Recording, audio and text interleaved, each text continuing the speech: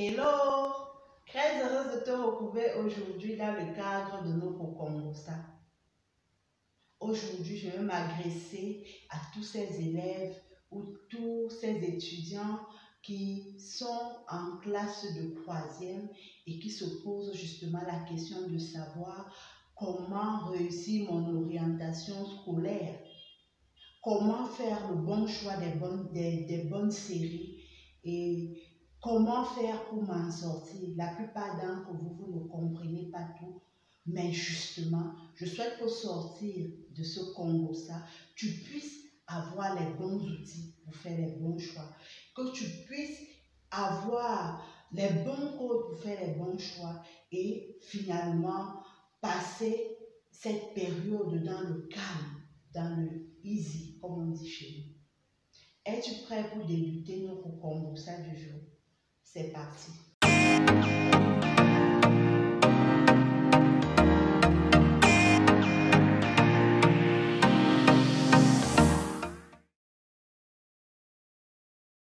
Je te propose donc justement pour t'aider à réussir ton orientation scolaire après ton BEPC, 4 astuces. Ce n'est pas beaucoup, 4 astuces vraiment. La première astuce, et je pense que j'ai déjà abordé cela dans plusieurs de mes vidéos, c'est que toi-même, tu dois te mettre au centre de ton orientation scolaire. Je sais que la plupart d'entre nous, et moi-même, j'ai été dans cette situation, on se dit que c'est aux parents de gérer tout ça. En fait, on ne mesure pas assez l'importance de ce choix dans sa vie future. On est en train de parler de ton avenir, on est en train de parler de ton choix, on est en train de parler de quelque chose qui va avoir un impact significatif sur ton épanouissement professionnel plus tard. Tu peux me dire, ah, je suis encore au collège, je vais gérer ça après le bac, mais c'est l'erreur fondamentale à ne pas faire. Parce que quand tu n'es pas, comment dire ça, à la page du choix, quand tu ne comprends pas un choix, qu'est-ce qui va arriver? Tu vas subir ce choix. Tu subiras ce choix. Et tu auras du mal à porter ce projet. Donc, sache que tu es au centre de ton orientation scolaire. En fait, à la fin, c'est à toi de décider quelle série tu devras faire et de connaître les réelles raisons et les réelles motivations pour lesquelles tu as fait ce choix, avec l'aide bien sûr de tes parents. Parce que tes parents sont justement là pour te canaliser et pour t'accompagner pour que tu puisses réussir cette étape importante de ta vie. J'espère que tu as bien compris. Deuxième astuce pour t'aider est de commencer à penser à ton orientation scolaire tôt. Ici, d'abord, je vais parler vraiment pour aider. Par exemple, tu peux avoir un petit frère, une petite soeur qui est en classe inférieure. Il est très important de savoir que ce qui est normalement prévu, c'est que dès la classe de 4e, tu puisses déjà penser à ton orientation scolaire. Mais maintenant que tu ne l'as pas fait, tu te retrouves en classe de 3e, il est également important que tu commences tôt, après tes examens, peut-être laisser quelques semaines, mais déjà dès le mois de juillet, commencer à y réfléchir. Réfléchis vraiment à tout cela dans le calme. Réfléchis à tout cela dans le calme en essayant avec tes parents de chercher des bonnes informations. Il ne faut surtout pas se laisser ou se retrouver devant le fait accompli. C'est-à-dire, tu es déjà à la rentrée et puis tu te demandes, ah, finalement, je vais choisir quelle série. Bon, comme ça, bon, je vois, je vais choisir la série C ou la série A. Plusieurs le font et ça, c'est une erreur cruciale. dès le mois de juillet, commence à y réfléchir avec l'aide de tes parents, comme je l'ai dit. Et les 3 questions qui vont t'aider à facilement trouver ta voie sont celles-ci. La première question, c'est que tu dois toi-même te dire quels sont les 3 métiers que je souhaite réaliser plus tard. Il y a tellement de métiers dans le monde, mais quels sont les 3 métiers où tu es prêt à exercer? Et tu dois après cela te poser la question, pourquoi? Pourquoi ces 3 métiers par rapport à tous les autres? Cela va te permettre à toi, mais également à tes parents, de réellement comprendre tes principales motivations. La deuxième question que tu vas te poser, c'est de savoir quelle est la chose que je peux faire toute une journée sans me fatiguer. Et si tu n'as pas une idée précise là-dessus, essaie de parler de cela avec tes parents ou ton entourage. Sûrement, il y a quelque chose que tu sais très bien faire et où tu es passionné, où vraiment, quand tu es là, tu peux passer toute la journée, tu n'as pas faim. Tu ne te plains pas malgré les difficultés. Et ou après avoir réalisé quelque chose, une tâche, tu te sens bien en toi. C'est très important. Et la 3e question à te poser est celle de savoir, est-ce que j'en ai les capacités et les aptitudes? Et pour ça, il faut t'intéresser par rapport au métier que tu as choisi. Qu'est-ce que, par exemple, je prends le cas du médecin.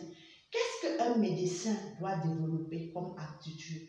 Ça doit être quelqu'un qui est patient, ça doit être quelqu'un qui est toujours à l'écoute des autres, ça doit être quelqu'un qui se préoccupe des autres, ça doit être quelqu'un qui n'est pas paresseux, qui se lève régulièrement, qui n'a pas peur de bouquiner. Ça veut dire que quand il a un souci, il sait qu'il peut lire même un livre en quelques jours, qui est toujours en train de s'intéresser à la science. Donc, par rapport à tes métiers, fais des recherches et tu pourras connaître quelles sont les aptitudes qu'il faut pour exercer ce métier.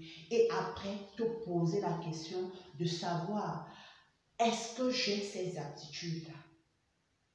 Est-ce que j'ai ces aptitudes-là pour chacun de tes 3 métiers? Comme je l'ai dit, dans cet aspect, tu auras besoin de l'aide de tes parents. Mais au cas où tes parents n'arrivent pas à réellement savoir comment faire, il faut te rapprocher des structures spécialisées dans le domaine. Notamment, il y a des structures spécialisées dans l'orientation scolaire. Dans chaque pays, il faut t'intéresser il faut chercher à savoir où ils se localisent. Mais également, il y a des structures sur le net qui te proposent d'aider des jeunes comme toi qui sont face à ces situations, notamment Fatachou est là, mais il y a d'autres en Afrique de l'Ouest et un peu partout. Il y a d'autres structures qui sont là pour aider justement et accompagner des enfants ou des jeunes comme toi à avoir les bonnes réponses.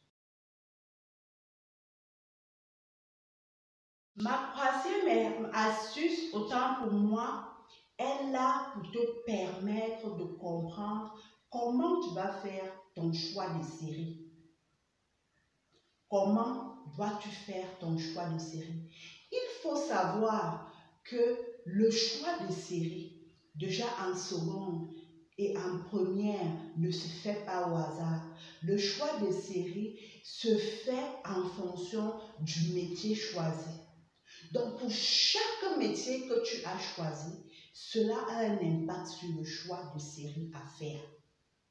Par exemple, si tu veux être médecin, tu sais déjà que pour être médecin, il te faut faire la seconde C, ensuite la première D. Ça, c'est ce qui est recommandé. Et ensuite, la terminale D.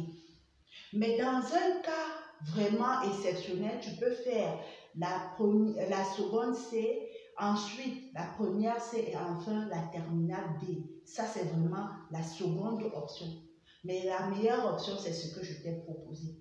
Je te présente cet exemple pour te montrer pourquoi. Pour chaque métier que tu as choisi, il y a des séries que tu dois suivre. Donc, il y a un choix de série à faire pour atteindre ce rêve. Les choix des séries là sont là pour t'aider à atteindre ton rêve. Voilà, ce n'est pas fait au hasard. Ce n'est pas fait vraiment au hasard. Donc, déjà, implique-toi à travers des recherches, à travers des informations dans ton entourage ou en te rapprochant des experts dans le domaine pour savoir, voici les métiers que j'ai choisis et quelles sont les séries recommandées pour atteindre mon rêve. Et enfin, ma quatrième astuce est celle de savoir que, de te permettre de savoir que tu dois plus t'impliquer dans tes études. Je sais que la plupart d'entre vous vous disent, ah vraiment en seconde ou en première, dans certains pays, comme il n'y a pas d'examen, ce sont des années un peu de repos, je vais essayer de me reposer et de recommencer à vraiment travailler en terminale. Ça, c'est une erreur capitale. C'est vraiment une erreur capitale parce qu'il faut savoir que les notes que tu as et ensuite les notes sur ton comportement que tu auras dès la classe de seconde ont un impact sur tes études universitaires futures. Plusieurs élèves sont surpris de voir que dans certaines grandes écoles, on demande à la constitution des dossiers les bulletins de seconde en terminale. Mais ce n'est pas seulement ça. Ça n'a pas seulement un impact à l'université ou dans ton futur, ça a un impact même directement. Par exemple, en seconde, si tu as des mauvaises notes, par exemple en maths ou en sciences, mais pourtant ton rêve est de devenir médecin, qu'est-ce qui va se passer? En premier, on ne t'enverra pas en D. On va tout simplement t'envoyer, par exemple, faire la première A ou autre chose parce que tu n'as pas montré que tu avais des aptitudes là-dessus. Et la meilleure manière de réussir quelque chose, c'est justement le travail. Ça veut dire qu'en fonction de ton rêve, en fonction du choix de métier que tu as fait, tu dois savoir que dès la classe de seconde, c'est le moment de donner tout pour arriver à atteindre ton rêve. Pour ne pas avoir à avoir des regrets plus tard, mais te dire que tu as tout donné. Tu as donné le meilleur de toi pour atteindre ton objectif, pour atteindre ton rêve. Et cela va te permettre de voir quoi. Plusieurs jeunes se disent, je fréquente pour faire plaisir à mes parents. Je fréquente pour faire plaisir à mon chef d'établissement. Je fréquente pour faire plaisir à mon surveillant. Quand il trouble, il se dit, ah, je vais un peu emmerder mon surveillant. Je vais un peu emmerder mon enseignant. Mais en fait, ce n'est pas l'enseignant que tu es en train d'emmerder. Ce n'est pas le surveillant que tu es en train d'emmerder. Mais tu es en train de jouer ta vie ici. Tu es en train de jouer ton avenir.